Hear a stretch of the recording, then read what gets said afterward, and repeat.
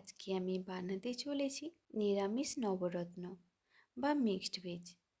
চটজলদি অনুষ্ঠান বাড়ির সাথে কিভাবে আপনারা খুব সহজে বাড়িতে বানাবেন এই মিক্সড ভেজ, তার জন্য পুরো ভিডিওটি দেখতে থাকুন। মিক্সড ভেজ বানানোর জন্য আমি নিয়েছি ফুলকপি, বিনস, গাজর, আলু আর মটরশুঁটি। সব সবজিগুলো আমি বড় বড় করে একই সাইজে সব রকম সবজিগুলো কেটে নিয়েছি। এবার মশলার জন্য নিয়েছি 2 ইঞ্চি আদা, 3টে কাঁচা লঙ্কার পেস্ট, টক দই, 2টো বড় টমেটো পেস্ট, কাঁচা মোকা আর একটা পেস্ট বানিয়েছি। এই পেস্টের জন্য ঈষদুষ্ণ জলে 7 থেকে 8টা কাজু, 1 টেবিল স্পুন চারমগজ, 1 টেবিল স্পুন পোস্ত 15 মিনিট ভিজিয়ে রেখেছি। এবার একটা মিক্সিতে শুকনো নারকেলের টুকরো, 1 টিস্পুন তেল নিয়ে গুঁড়ো করে নিয়ে ভেজানো কাজু পোস্ত দিয়ে পেস্ট বানিয়ে নেব। এবার মিক্স ভেজের জন্য নিয়েছি পনির। এই পনিরটা আমি বাড়িতে বানিয়েছি আর এরকম সাইজে কেটে নিয়েছি।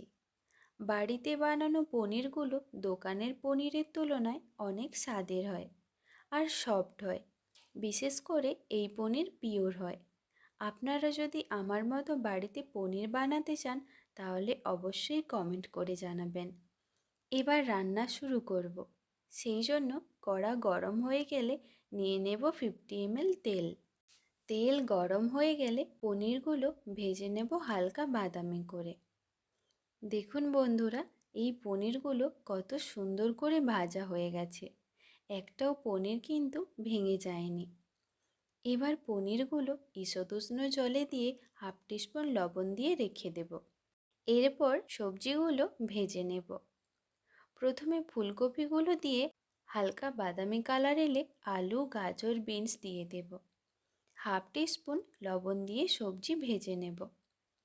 মিক্সড ভেজের জন্য সবজিগুলো অল্প করে ভাজলেই হবে। সবজি ভাজা হয়ে গেলে একটা প্লেটে তুলে রাখব। এবার ওই তেলের মধ্যে 1 টিস্পুন ঘি দেব। ঘি গরম হয়ে গেলে 2 ইঞ্চি দারুচিনি, 2টো এলাচ, 4টে লবঙ্গ, 2টো শুকনো লঙ্কা, 1/2 টিস্পুন গোটা জিরে, 1/2 টিস্পুন গোটা মৌরি ফোড়ন দেব। গোটা মশলা থেকে সুন্দর গন্ধ বেরিয়ে এলে আদা কাঁচা লঙ্কার পেস্ট দিয়ে দেব। 1 মিনিট নেড়ে চেড়ে টমেটো পেস্ট দিয়ে দেব। টমেটো থেকে কাঁচা গন্ধ চলে যাওয়া পর্যন্ত টমেটো কষাবো। এই সময় 2 টেবিল স্পুন টক দই দিয়ে দেব।